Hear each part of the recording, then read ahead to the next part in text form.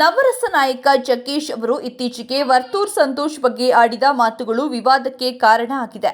ವರ್ತೂರ್ ಸಂತೋಷ್ ಅವರು ಹುಲಿ ಉಗುರಿನ ಲಾಕೆಟ್ ಧರಿಸಿ ಬಿಗ್ ಬಾಸ್ ಮನೆಗೆ ಹೋಗಿದ್ದಾಗ ಅವರನ್ನ ಬಂಧಿಸಲಾಗಿತ್ತು.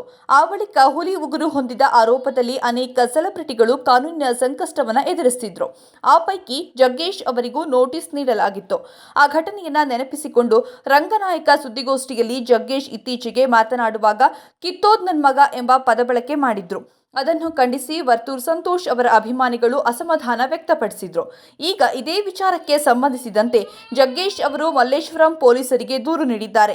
ತಮ್ಮ ಹೇಳಿಕೆಯನ್ನ ತಿರುಚಿ ಸೋಷಿಯಲ್ ಮೀಡಿಯಾದಲ್ಲಿ ಅಪಪ್ರಚಾರ ಮಾಡಲಾಗ್ತಿದೆ ಎಂದು ಅವರು ಆರೋಪ ಮಾಡಿದ್ದಾರೆ.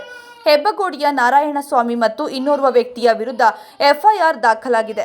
ಜಾತಿ ನಿಂದನೆ, ಅವಾಚ್ಯ ಪದಗಳ ಬಳಕೆ, ಮುಖಕ್ಕೆ ಮಸಿ ಬಳಿಯುವ ಬೆದರಿಕೆ ಹಾಕಲಾಗಿದೆ ಎಂದು ಜಗ್ಗೇಶ್ ಅವರು ಆರೋಪ ಮಾಡಿದ್ದಾರೆ. ತಪ್ಪು ಸಂದೇಶ ಕೊಟ್ಟು ಜಾತಿ ಗಲಭೆಗೆ ಸಾಮಾಜಿಕ ಜಾಲತಾಣದಲ್ಲಿ ಪ್ರಚೋದನೆ ನೀಡಲಾಗ್ತಿದೆ. ಕಿತ್ತೋದ್ ನನ್ ಮಗ ಎಂಬುದು ಗ್ರಾಮೀಣ ಭಾಷೆಯಾಗಿದ್ದು ಅದನ್ನು ತಿರುಚಿ ಪ್ರಚೋದಿಸಲಾಗ್ತಿದೆ ಎಂದು ಜಗ್ಗೇಶ್ ದೂರು ನೀಡಿದ್ದಾರೆ.